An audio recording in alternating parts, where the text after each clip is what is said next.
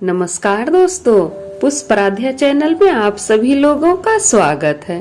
दोस्तों, आज हम आप लोग को देवों के देव महादेव जी के महाशिवरात्रि व्रत कथा सुनाने जा रहे हैं। कथा शुरू से अंत तक जरूर सुनिएगा, तभी आपको कथा का पूरा फल प्राप्त होगा। तो चलिए कथा शुरू करते हैं। एक गांव में एक शिकारी रहता था। पशुओं की हत्या करके वह अपने परिवार को पालता था।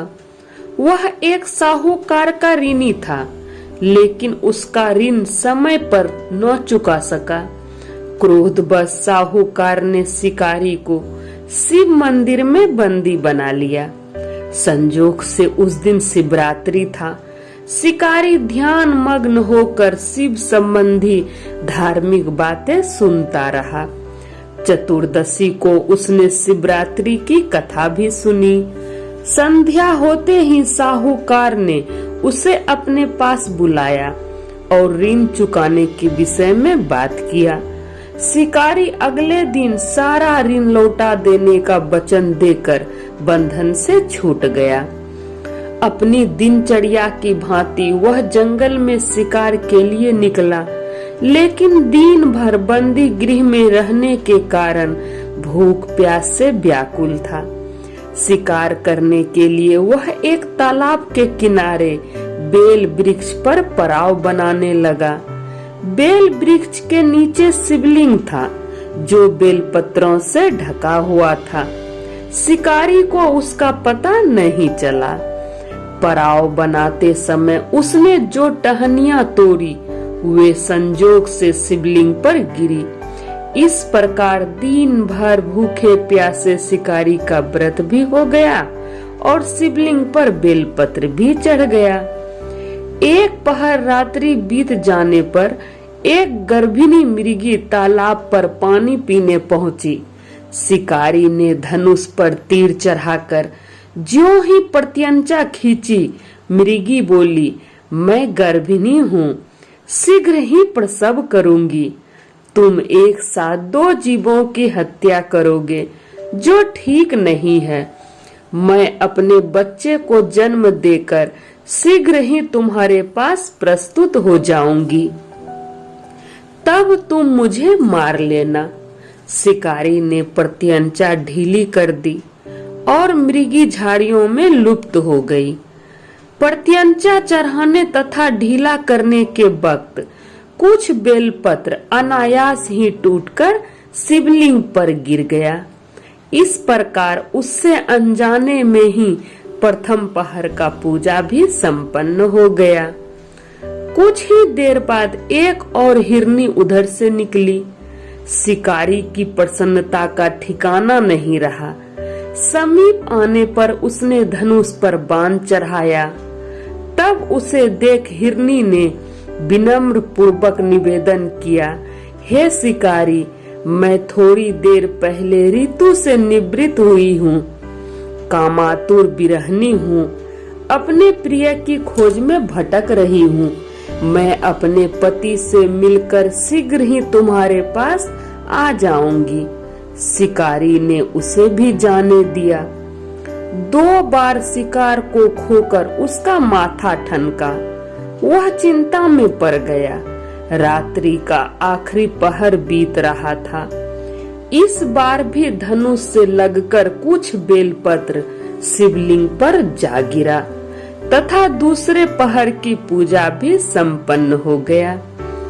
शिकार को खोकर उसका माथा ठनका। वह चिंता में पड़ गया। रात्रि का आखिरी पहर बीत रहा था। तभी एक अन्य मृगी अपने बच्चों के साथ उधर से निकली। शिकारी के लिए यह स्वर्णिम अवसर था। उसने धनुष पर तीर चढ़ाने में देर नहीं लगाई। वह तीर छोड़ने ही वाला था कि मृगी बोली, हे पारधी, मैं इन बच्चों को पिता के हवाले करके लौट आऊंगी। इस समय मुझे मत मारो। शिकारी हंसा और बोला, सामने आए शिकार को छोड़ दूं? मैं ऐसा मूर्ख नहीं। इससे पहले मैं 2 बार अपना शिकार खो चुका हूँ। मेरे बच्चे भूख प्यास से तड़प रहे होंगे। तब उत्तर में मृगी ने फिर कहा, जैसे तुम्हें अपने बच्चे की ममता सता रही है, ठीक वैसे ही मुझे भी। इसलिए सिर्फ बच्चों के नाम पर मैं थोड़ी देर के लिए जीवन दान मांग रही हूँ। हे पारधी, मेरा विश्वास करो, मैं इन्हें इसके पिता के पास छोड़कर तुरंत लौटने का प्रतिज्ञा करती हूँ।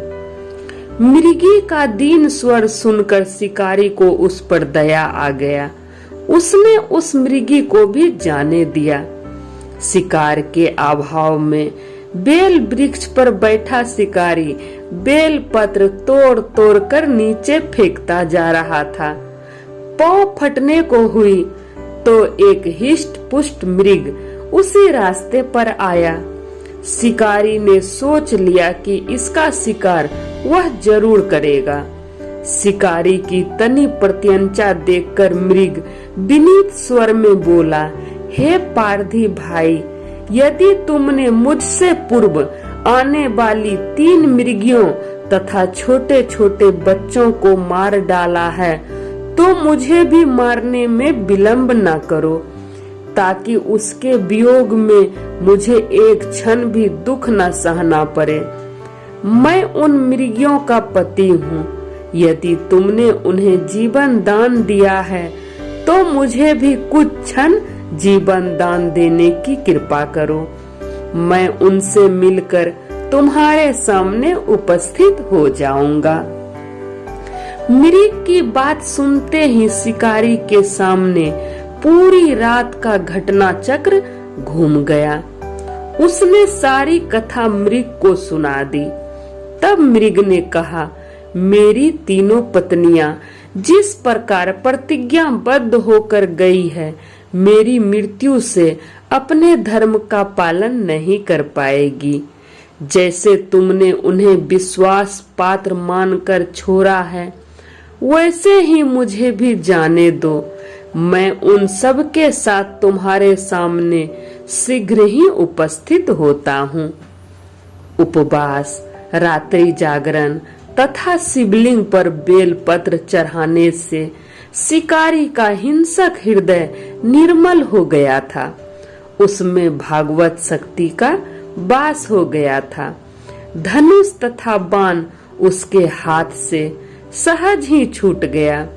भगवान शिव की अनुकंपा से उसका हिंसक हृदय करुणानिक भावों से भर गया। वह अपने अतीत के कर्मों को याद करके पश्चाताप की ज्वाला में जलने लगा। थोड़ी ही देर बाद मृग सपरिवार शिकारी के समक्ष उपस्थित हो गया, ताकि वह उनका शिकार कर सके। किंतु जंगली पशुओं की ऐसी सत्यता, सात्विकता एवं सामूहिक प्रेम भाव देखकर शिकारी को बड़ी ग्लानि हुई।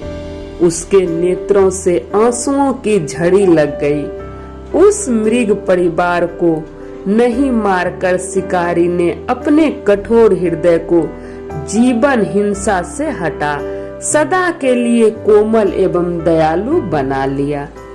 देवलोक से समस्त देव समाज भी इस घटना को देख रहा था। घटना की परिणति होते ही देवी देवताओं ने पुष्प वर्षा की।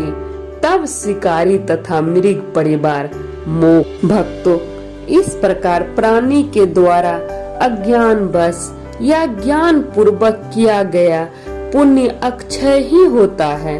भगवान शिव जी की पूजा का फल अगर निष्काम भावना से किया जाए तो और भी अधिक फलदायी होता है।